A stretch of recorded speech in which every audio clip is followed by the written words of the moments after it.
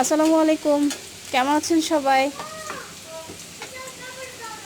আজকে আমি রান্না করতেছি ভেন্ডি দিয়ে মুসুরির ডাল। আমার মতন কে কে রান্না করেন এভাবে? শর্টকাট আজকে ডালও খেতে ইচ্ছা করতেছে না, ভেন্ডি ভাজিটাও করতে ইচ্ছা করতেছে না, সেজন্য দুটো একসাথে রান্না করে নিলাম। আমার মতন এভাবে ভেন্ডি আর ডাল দিয়ে কে কে রান্না করেন আর কার কার পছন্দ অবশ্যই জানাবেন। আল্লাহ হাফেজ।